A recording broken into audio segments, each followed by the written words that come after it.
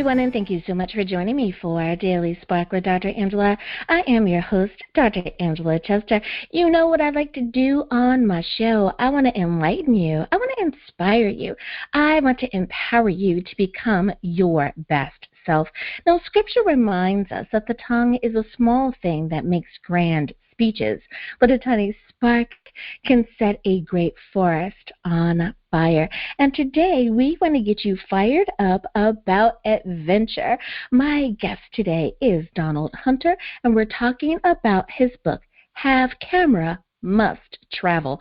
So you know what I'm going to tell you to do. Go on, get comfy, get cozy, get your coffee or get your tea, because we are about to get started. Hello, Donald. Thank you so much for joining me here on Daily Spark with Dr. Angela. It's very nice to be here. Thank you. Thank you for being on. Now, as is tradition here on the show, we always give our guests an opportunity to introduce themselves to the few people out there that may be unfamiliar with you or your work. So, first question for you is, what makes you you? What makes Donald Donald? Well, I hate to say it, but yeah, I'm retired, and I probably told not to make that the whole thing. But I had a long career in the television and photography business, cinematography, and traveled a lot, and a lot of interesting things happened through my life, both with the work and personally. And when it was all over, and I got retired, I decided that I would publish a book about all of this and hope to let people enjoy the life that I enjoyed. Absolutely, absolutely. And you know, I find that the life of photographers and photojournalists are absolutely amazing, because you're able to capture those moments that many of us will never see, will never experience, because you were in the right place at the right time. So I find it fascinating. I love it. I love it. Now, being an author, is that something that you had on your list of to-dos, or did you find that life presented the opportunity and you took life up on it? Well, that's the oddest thing. It's probably the last thing I ever expected was me to be an author. I was very much a photographer, a cameraman, and lived in a visual world. Matter of fact, I laugh at myself because when I was in school, English was one of my worst exams. I just wasn't good at it. I didn't read a lot when I was young. And then later in life, I got hooked on novels. And I have a brother who published 13 books. I guess that kind of encouraged me. And a wife who also encouraged me to write my stories. And suddenly I got hooked on writing. But to tell the truth, I think I'm almost shocked that I'm considered an author now. I love it. I love it. And I love asking that question, because I never know what you guys are going to say, you know, but more times than not, it seems like folks are answering, no, this was not on my to-do, you know, as a 20-year-old. But it is, they find themselves in the position now, and it's like, wow, look at what's happening here. So I love it. I love it. Now, the title of your book, I like it. Have Camera, Must Travel. How did you come about the title of your book? Well, the whole time I was writing, which is another story that probably we'll get into later, it took a long time, but I was struggling with titles. I probably changed them 2 or 3 times, or maybe more than that, as I wrote drafts over the years.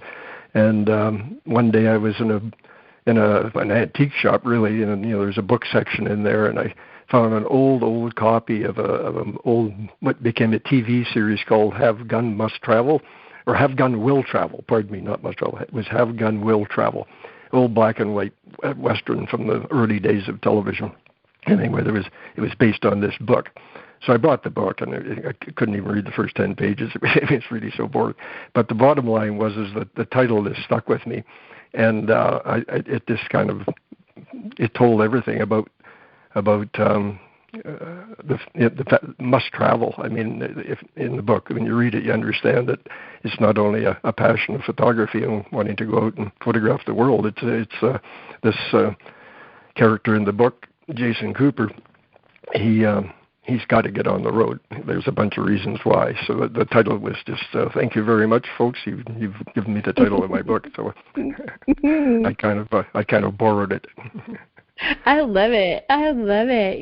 I find that many times the things that are around us are the things that inspire us, that kind of get the creative juices flowing, if you will. So I love that was able to give you some type of prompt to come up with a title.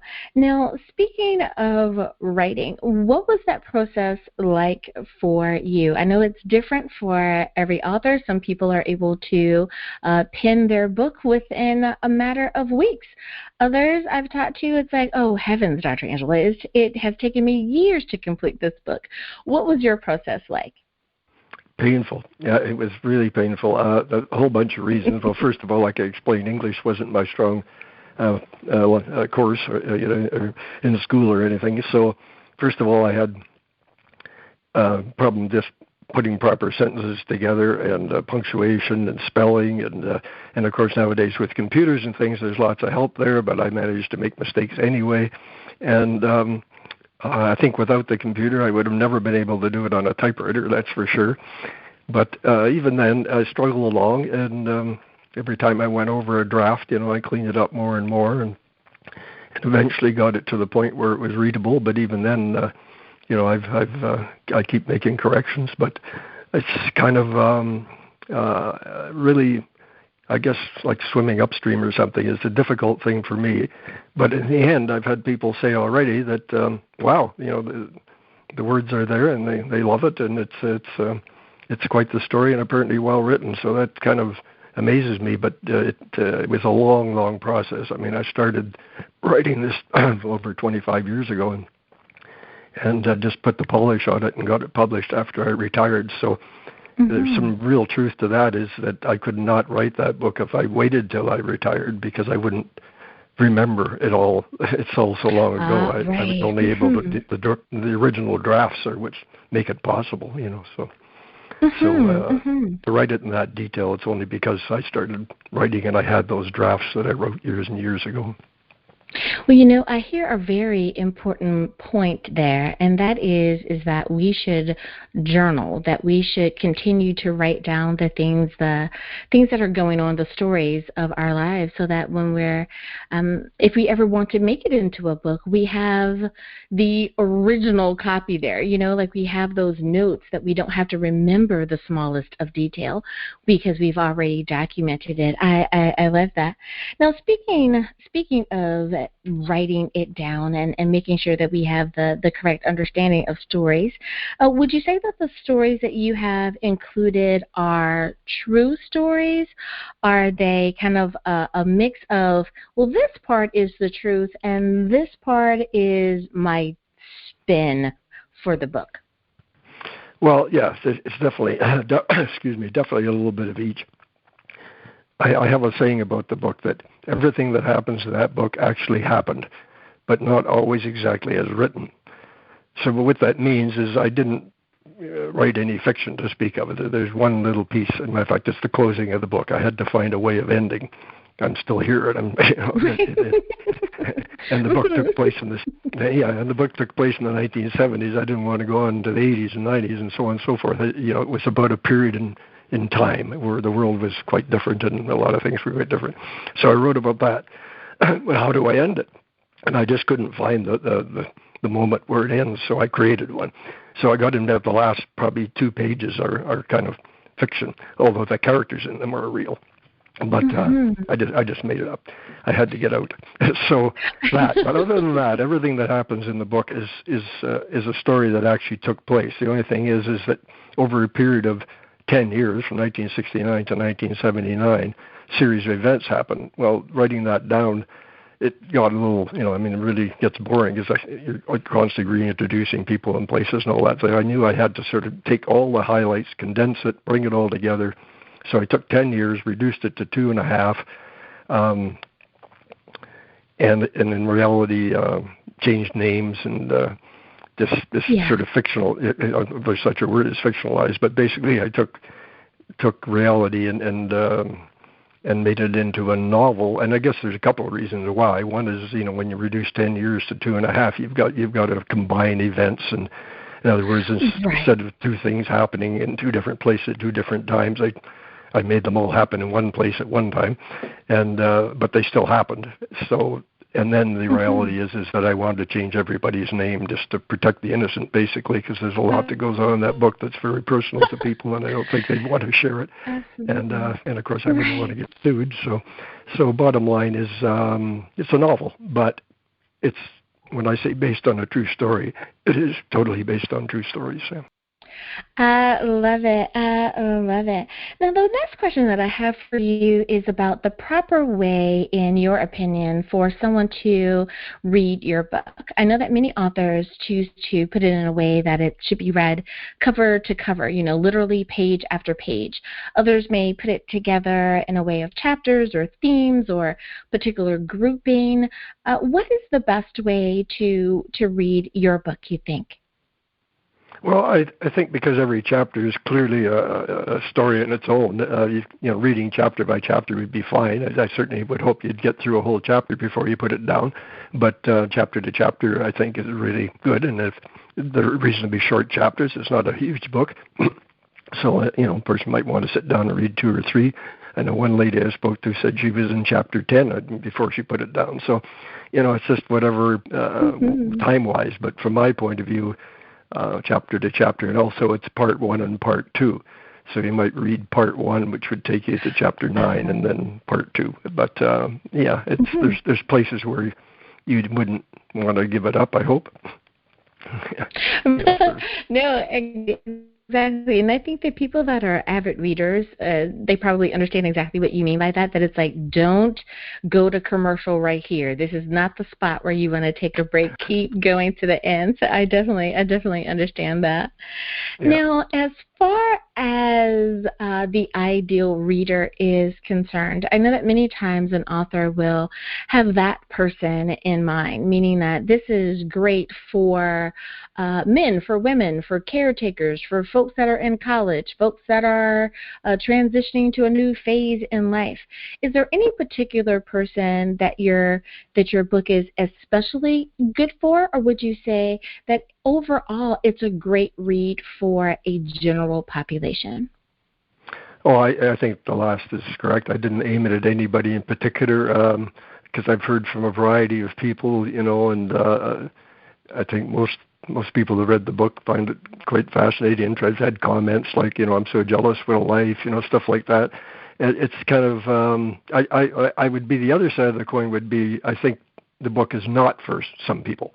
And I'd be certainly careful handing it to anybody a bit young, not mature. It would take a mature adult to read it and understand it. There's a lot in there that's definitely adult reading. But as far as people's interests are concerned, I think it covers a pretty big range, and I think it's the general public. I suppose. So you're saying. Right. So you're saying that a high schooler, because I usually ask it that way and say, is it appropriate for someone in high school, or would you say college age and above? So it sounds like you're saying perhaps college age and above, but once you reach that group, it's fine. Okay. Got it. Yeah. Well, it is time for us to go to break. But before we do, Donald, can you remind everyone, please, what is the title of your book? Where can we get a copy? And, of course, how do we stay in contact with you? Okay, the title of the book is Have Camera Must Travel. Copies are available in a lot of places around the world. I've found that if you go to Bookfinder on the Internet, there's endless in 7 countries last I checked. Of course, Amazon, always, everybody can find it on Amazon, and it's published by iUniverse. I self-publish through iUniverse. You can get it on their website, too. And my own... Yvonne, now you know where you can get a book. We'll be back.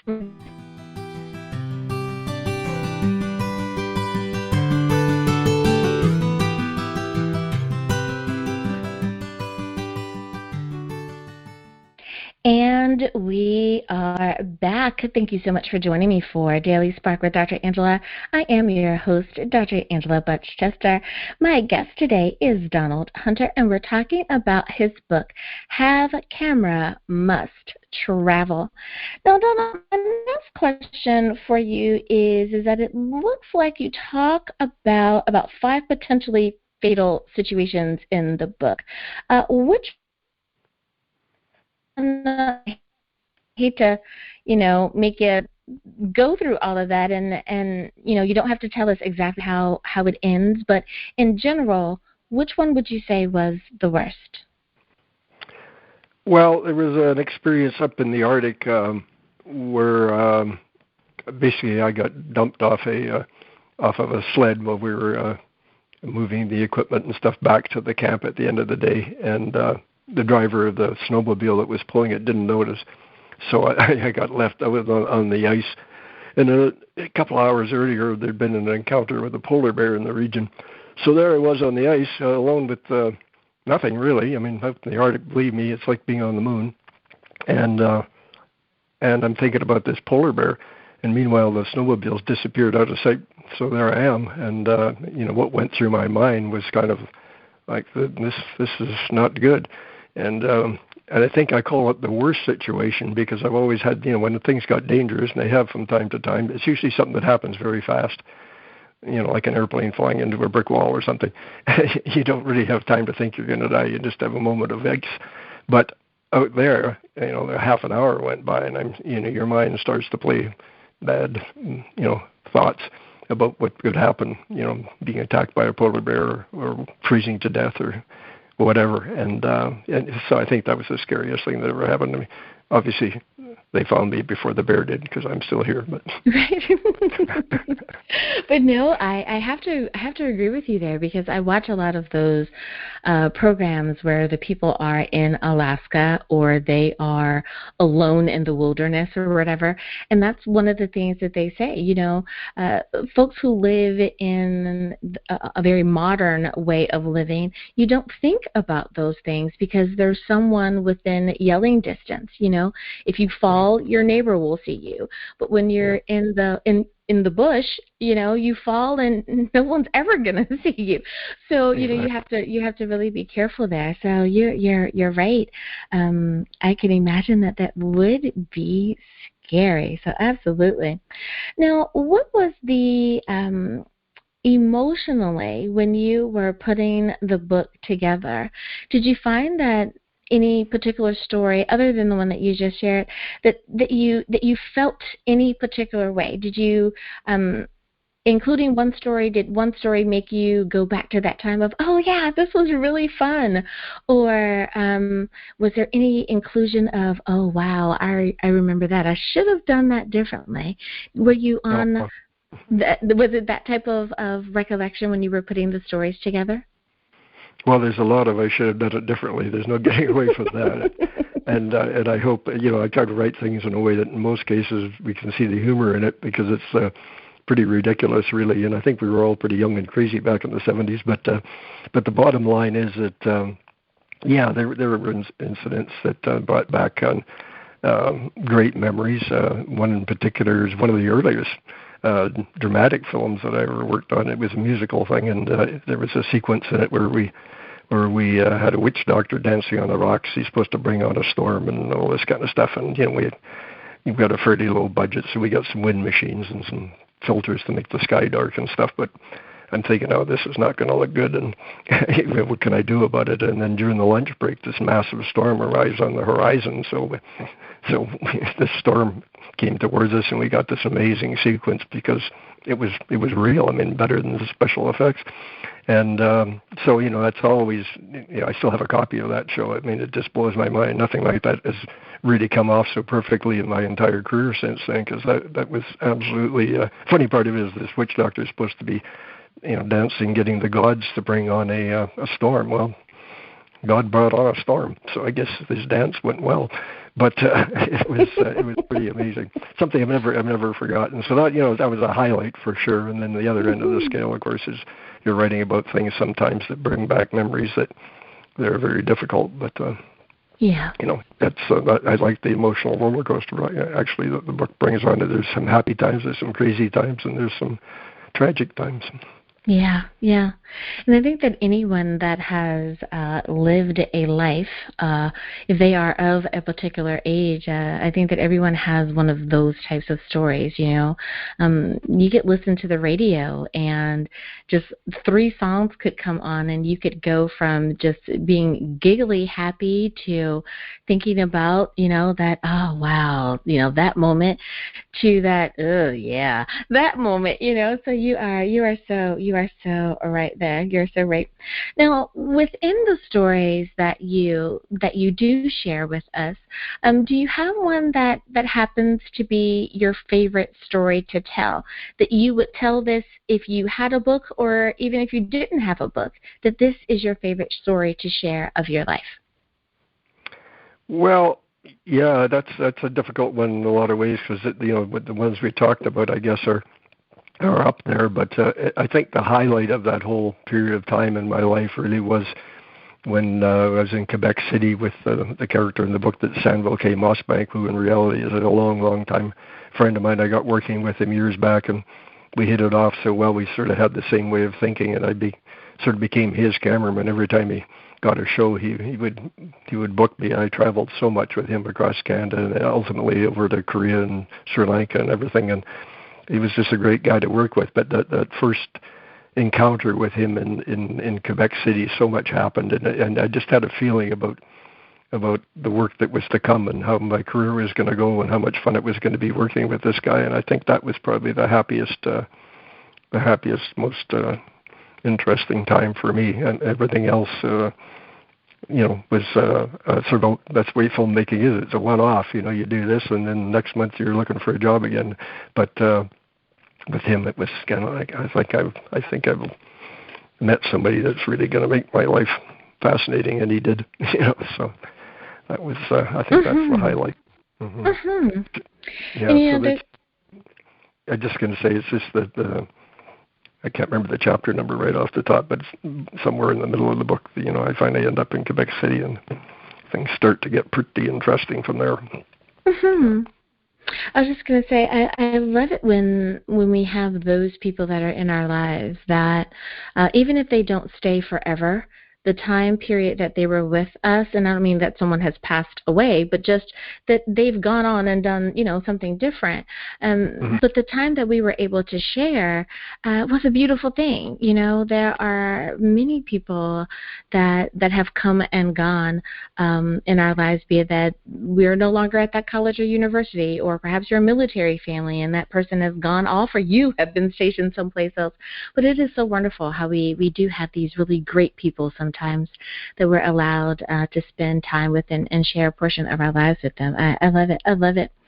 Now, for someone who may be considering a life of photography, they too want to be out there capturing either the beauty of our world or the destruction perhaps of our world, or they're trying to be a photojournalist. Do you have any bits of wisdom for them that you have just that you can share from your time in that capacity? Is there anything that you wish that perhaps you would have known when you were still a young person in photography? Well, that's a tough question, Dr. Angela. Because I got into photography at a newspaper in the 1960s, I go back a long way, and I suspect the world that they deal with nowadays has changed so much, over the years, as certainly the equipment has, but even just getting into the business, back in the day, I was able to get a job at a newspaper as a copy boy, and because photography was my hobby, I had a camera at home, and I used to set up a darkroom in my bathtub, much to my mother's chagrin. But the bottom line is, pouring all these chemicals down the tube and everything. But it was just I was always taking pictures. It was just my thing, and I got the job at the newspaper as a copy boy with the idea that, I'll bring my camera to work every day, and then eventually maybe they'll let me work in the darkrooms at the newspaper or whatever. Well, it got even better than that. They hired me as a photographer eventually. But what I did is I took a correspondence course while I was there at the newspaper. I had access to the darkrooms and things. Excuse me. And that correspondence course really sped up my learning. It was an amazing course in the New York Institute of Photography. I don't even know if it exists anymore, but it was great. And then quickly, 6 years into the newspaper, I got the bug about the movies and decided I want to make movies. So then I went to film school in California, which was a great experience living in Winnipeg, Manitoba. I packed up and went down to California for most of the year and took a motion picture course there. And I got back to Canada and got hired by the Canadian Broadcasting Corporation very quickly, and it really advanced my career. So what I'm really saying is, find what your passion is and then get educated in it. Make sure that I think, and nowadays I think that's even more important. They want to know that you've actually been trained in this. It's really hard to just, be an unskilled worker. No, I think you've still given really, really great information. It may have been done a different way when you were doing it, but like you said, you have to be educated. Luck is only going to get you so far. You are only as good as your last project, right? And I think for so many people, and especially when it is something where you have to produce some proof of something, you could have taken great pictures 10 years ago, but what did you do yesterday? So there's so much competition out there. So you're right. You have to be ever seeking that next really great opportunity within your field. And I agree. You took classes. Hey, you guys, correspondence classes, that's the same thing as online classes now. So, they just called it something a little bit differently then because there was no internet, but now we have internet, and it's the same thing. Take that class, get out there and hone your craft. I think that is great information. Now, my last bit question for you is about your future, if you will. I know that for many authors, they wish to continue to write. There's something that they want to share about. Occasionally, I do talk to an author that says, "Dr. Angela, I'm done. I don't want to write. I don't want to write anything else. I just want to enjoy the rest of my life." Gotcha.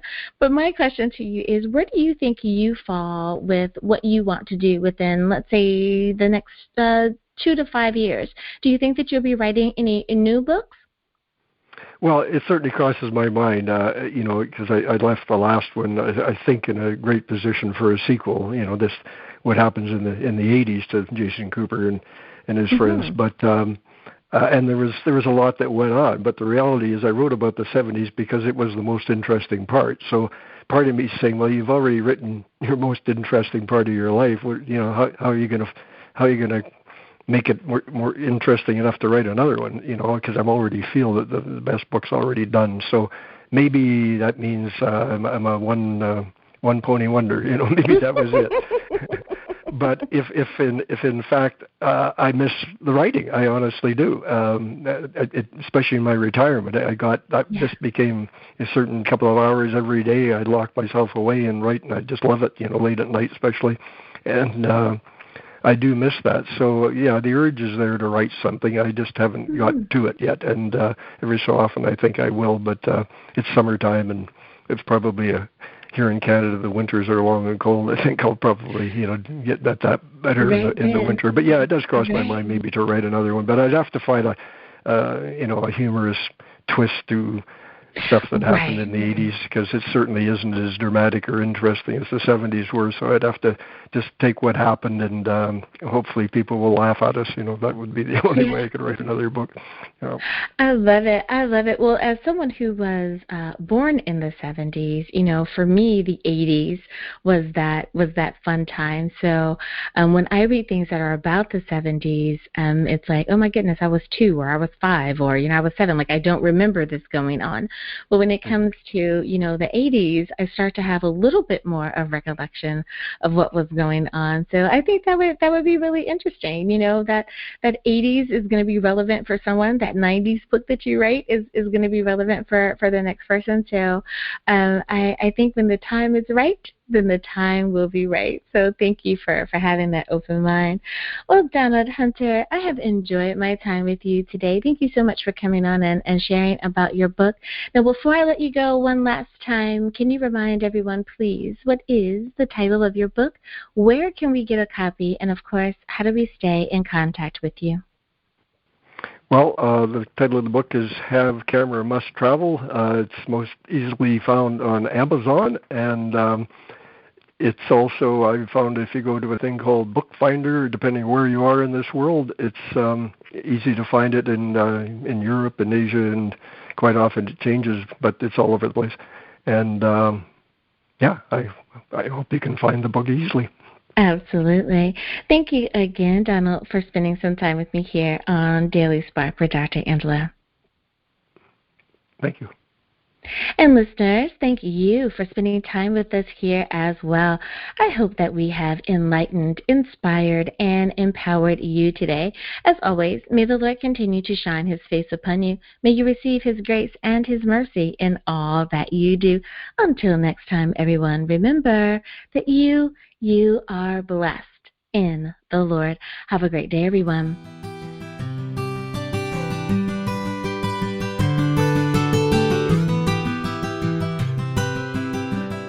Hello, everyone, and thank you so much for joining me for Daily Spark with Dr. Angela. I am your host, Dr. Angela Butch-Chester. You know what I like to do on my show. I want to say with me, enlighten, inspire, and empower you to become your best self. Now, Scripture reminds us that the tongue is a small thing that makes grand speeches, but a tiny spark can set a great forest on fire. And today we want you fired up about this children's book. The name of the book is Fish, Fish, What Kind Do You Wish? And its author is Stacy Desormeaux. So you know what I'm going to tell you to do. Go on, get comfy, get cozy, get your coffee or get your tea, because we are about to get started. Hello, Stacy. Thank you so much for joining me here on Daily Spark with Dr. Angela. Hello. How are you doing? I am well. Thank you so much for being on the show today. Now, as is tradition around here, we always ask our guests to give a brief little intro to who they are, just in case there's someone out there that is unfamiliar with you or your work. So first question for you, Stacy, is what makes you, you? Well, my name is Stacy, and I am a mother and wife. I have 4 lovely children. I have 3 girls and a boy, and I've been married for 29 years now. We just celebrated our 29th anniversary a couple of weeks ago. I am also a teacher, and I have been teaching for the past 30 years. So I can't believe that, but it's been awesome. I love being a mom. I love being a teacher. I've been teaching 2nd grade for about 22 years. I love teaching children and helping them learn how to read. And I love words. I love poetry. And I love making rhymes and writing poetry for children. Yeah. Absolutely, absolutely. Now, being an author, is that something that you've always wanted to do, or did you find that life presented the opportunity and you said yes?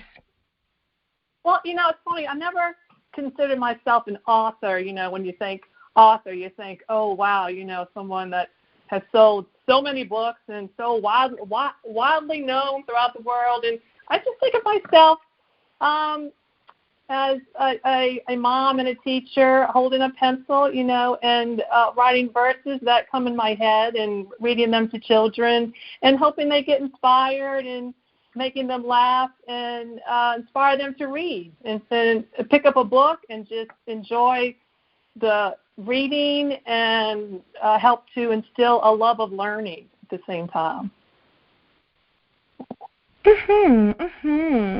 Now, the title of your book, Fish, Fish, What Kind Do You Wish? I like the title, very cute and catchy. Why did you choose those words to entitle your work? Well, Dr. Angela, I would say that this rhyme had been I've been tossing around in my head for quite a while. Actually, I wrote this book in 2010, and this rhyme was just in my head, and I just kept saying, I got to write it down. I got to write this down. So I started writing a couple words here and there, and then from that it grew into more sentences and more rhyming. And then I thought, hey, I think there might be something to this. So I have my daughter loves to draw.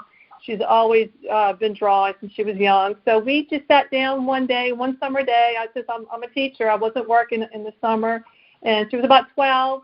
So I sat down and just kind of put these rhymes together, and she put the pictures together. And I said, Emily, I think we might have made a book.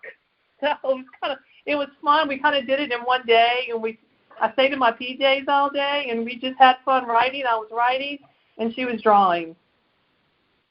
So. I like that. Now, as far as the reader is concerned, what age group do you think will best benefit from your book? I think definitely preschool to about second or third grade. Just anyone that loves to read poetry and loves to put rhymes together. This book is so much fun to read because the listener can clap along as you read it. They can snap their fingers. They can tap it with their feet. They can actually, even sit up and jump because, as you know, Dr. Angela, kids can be very kinesthetic and they learn best by moving. So children that can clap along or tap along, it helps to just entice the learner, help the reader remember the words. Absolutely. I used to be a teacher's assistant for little ones, so it was a beautiful thing to see. Yeah, to see little kindergartners doing their thing. It was really awesome. So you are so right. I think some of the best teachers are those who understand really what the child is thinking and going through, and they're not trying to only to push too hard, but there's a gentle forward movement as opposed to like pushing the kids. If you understand what I'm saying, it's just like those teachers are amazing. So yeah, it sounds like you're on to that. Thank you for that. I love it. Now, what do you wish to accomplish? I know that many times with authors, and this may be a question that's a little bit more appropriate for an adult book, but there may be like a message or a theme, something that you're trying to convey to the reader. Many times there is an overarching bit of encouragement or inspiration of I've survived or I've gotten through it and so can you. Children's books are a little bit different. So was there a particular theme that you wanted to push? Was there a particular message, or what was the goal that you hope that the reader or the person who has purchased the book is able to really impart upon that child? Well, Dr. Angela, ultimately, I just want to instill in children a love of reading. And it can be so scary at times in school thinking, oh, my goodness, I can't do this. How am I going to learn to read? But I want children to relax and enjoy listening to a book, enjoy the pictures, and to realize that everybody can be a reader. Everybody can be a lifelong learner. I truly believe that. And I also a love of nature. My husband and I, we used to fish a lot in Louisiana in the bayou, so I had so much fun doing that and looking at the pretty cypress trees. So I want to also instill a love of nature and fishing and families doing fun things together. That's really important to me, keeping the family together and making memories. Oh, yeah, that part. It's the making memories that I think really so many people are missing out on. Their focus is on something else, but the making memories part is beautiful. And I could not agree with you more about the connecting with nature. I know that means different things to different people.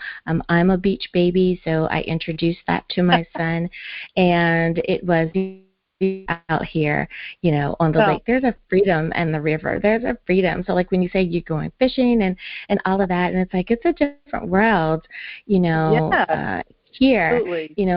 Even though we live in suburbia, I work in, the downtown area, but just kind of going a little bit further and out to the lake, it is a beautiful thing. So you are so right there. I could not agree with you more.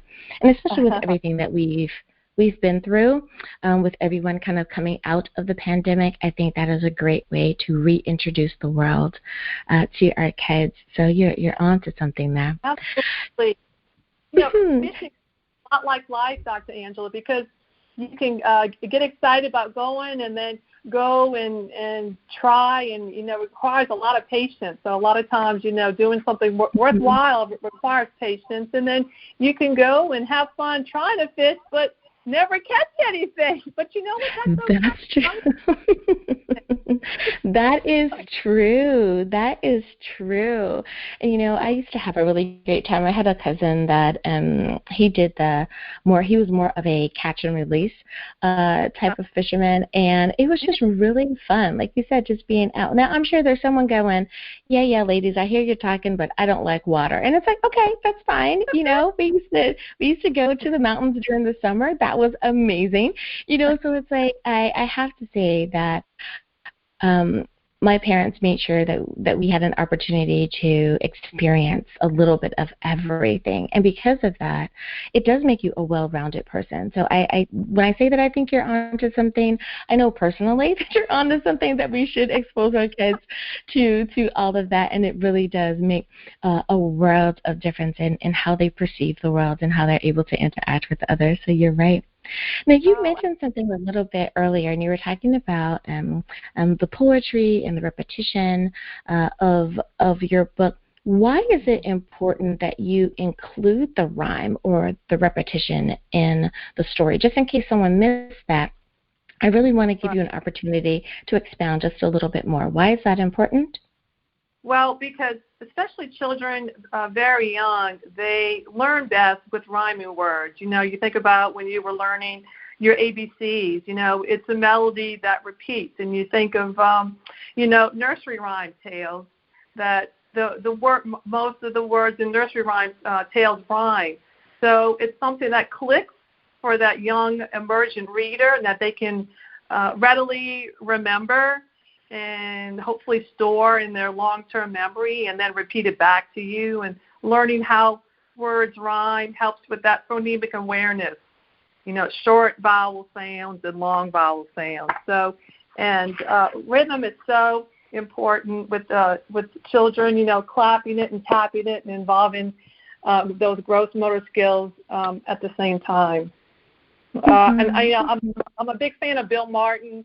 That brown bear, what do you see? I see the yellow duck looking at me. I thought, man, it's such a simple rhyme, but it's so catchy, and something that a child can, listen to and read back, and then help them learn how to read.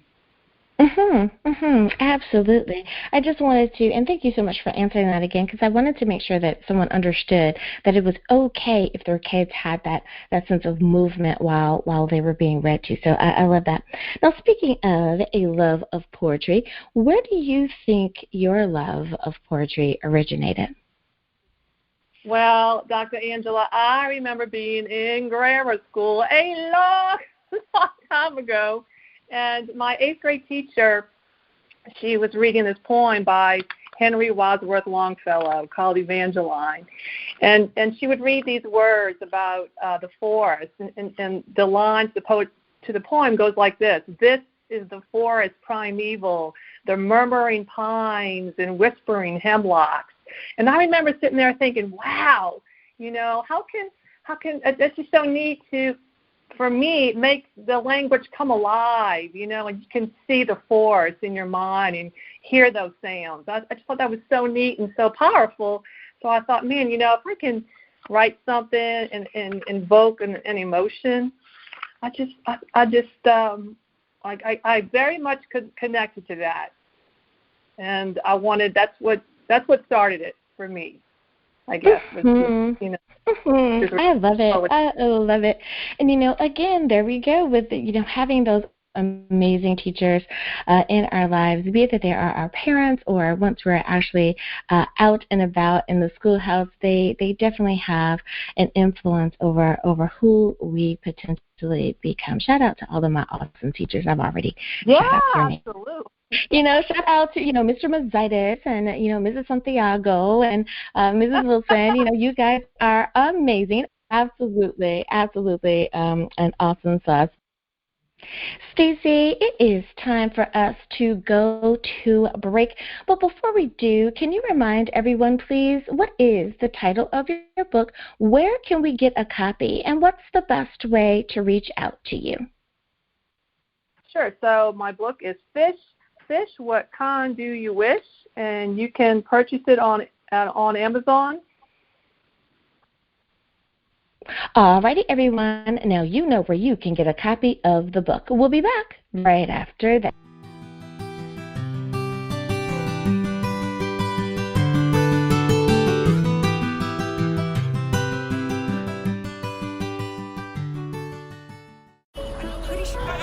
Discovery. No, just a sec. What would it look like if we listened more?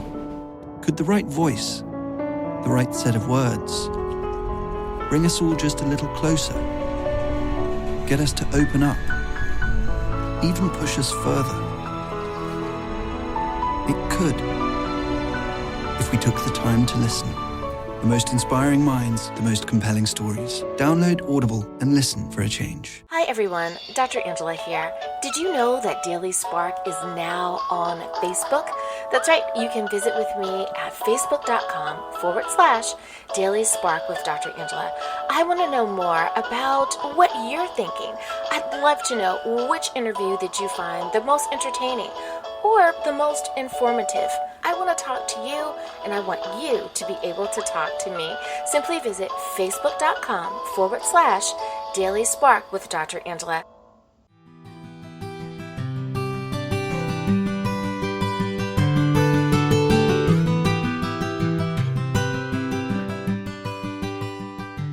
And we are back. Thank you so much for joining me for Daily Spark with Dr. Angela. I am your host, Dr. Angela Butch-Chester. My guest today is Stacy Desormeaux, and we are so excited to have this children's book author on today. The title of her book is Fish, What Kind Do You Wish? Now, Stacy, my next question for you is, we know that parents want to purchase the things that are proper and true for their children, that it is not only age appropriate, but it's something that they don't have to really worry about their children reading or seeing or interacting with. So along that vein, why should a parent or even a teacher for that matter, why should they want to purchase your book? Well, this book is a very appealing to children, and it was important to me when I wrote it, and that when my daughter and I were talking about it and collaborating, that I wanted it to be for children, easily understood by children, and especially I wanted the pictures on the cover to appeal to children of different ethnic backgrounds. So even back then, I wanted a child to look at that and say, hey, that's me in the boat. You know, I can go fishing. I want to read this story. So it'll entice that child to want to listen to the book and turn the pages and see what kind of fish they're going to catch and how much fun it can be to go fishing and at the same time read a book. So just build that enthusiasm. Absolutely. I could not agree with you more. I think that is a child's imagination is a great place. So I can see the importance of it there.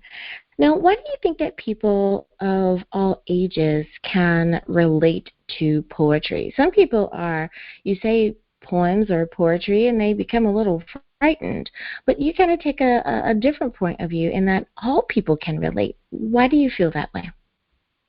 Well, I think poetry can stir emotion. When an author writes something about something that they're they feel strongly about, that they're passionate about, and they can relay these feelings in a verse or in a rhyme, and it helps people to connect, you know. And I think, like, you know, like they say, the pen is mightier than the sword. I so believe that, especially today. We can relate to each other through words of compassion. And, you know, Dr. Angela, I think computers are awesome. We can give them information. They give us information, you know, but a computer cannot write a poem or a symphony or a short story. That's in us. That's in our human connectedness. And we as people can relate to each other, can communicate with each other through poetry and words. And you know, poetry can be fun to read. There's so many fun children's poets out there that write fun poetry for kids just to listen to and laugh, and have fun listening to. Absolutely. You are so right there. Now, I know that this might be putting you on the spot, but perhaps you have an answer for this. If not, I totally and completely understand. When it comes to your own favorite authors, do you have a favorite children's book author that perhaps just inspires you to keep moving forward in your own work, in your own writing? Well, I love a poet. His name is Jack Prelutsky, and he put together a fun book of children's poems called New Kid on the Block.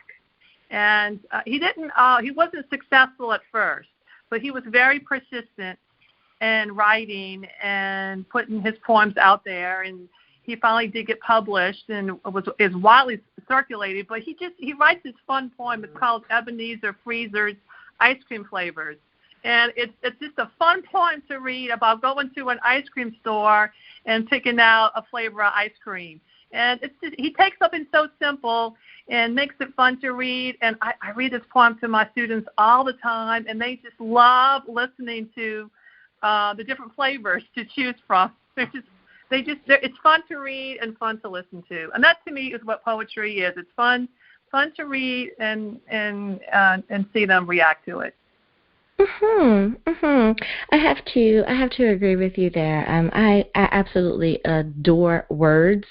So poetry is definitely one of those things that kind of just tickles my soul, if you will, when you find something that's fun, like you said, if it's fun, or it kind of sparks your imagination and you're able to go along on the journey that the author has painted for you. I think it's amazing. So I love it.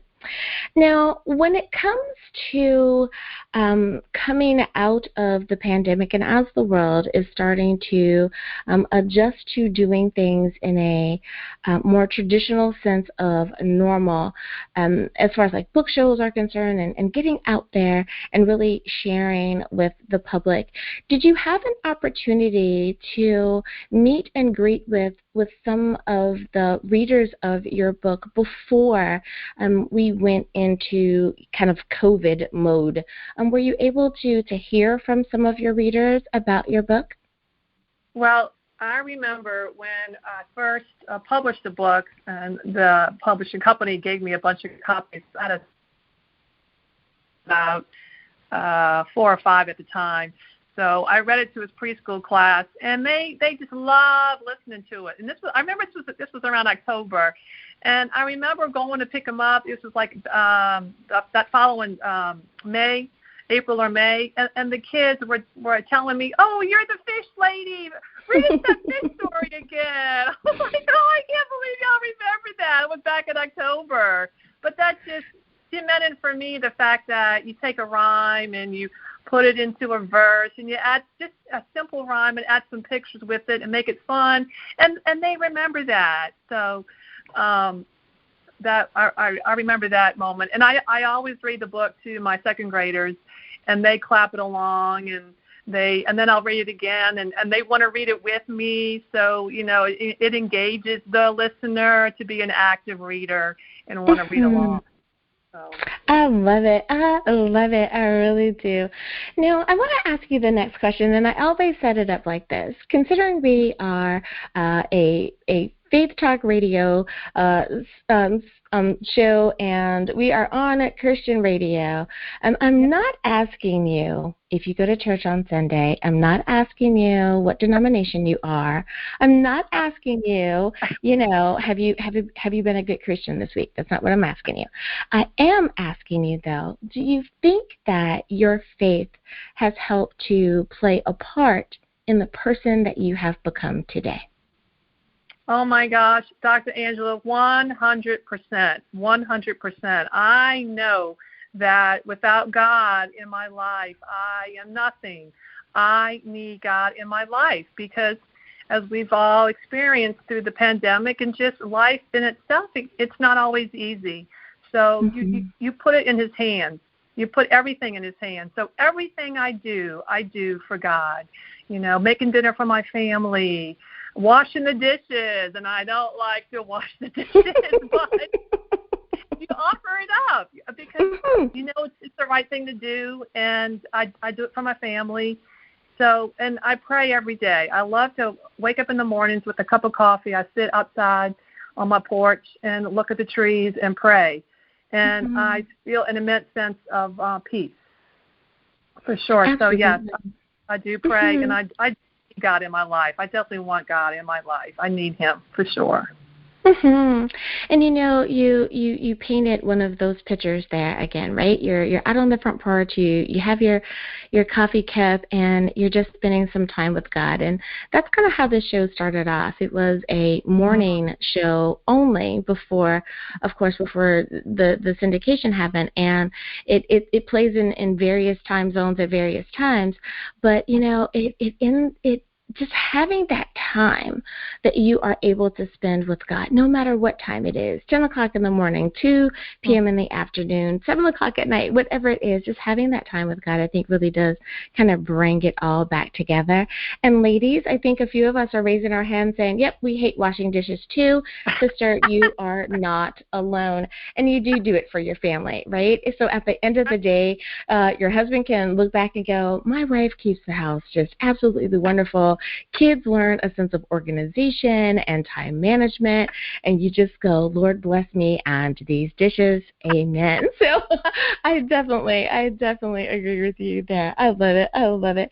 Well, Stacy, I have so enjoyed talking with you today, and thank you so much for coming on and spending time with us here on Daily Spark with Dr. Angela. But before I let you go, though, one last time, can you remind everyone, please, what is the title of your book?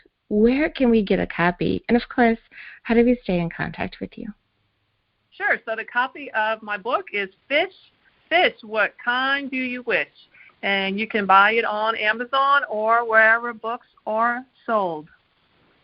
I love it. I love it. Thank you again, Stacy, for being a guest here on Daily Spark with Dr. Angela. Thank you so much for having me.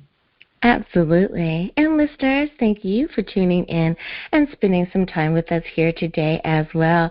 As always, may the Lord continue to shine His face upon you. May you receive His grace and His mercy in all that you do. Until next time, everyone, remember that you are blessed in the Lord. Have a great day, everyone. Bye-bye.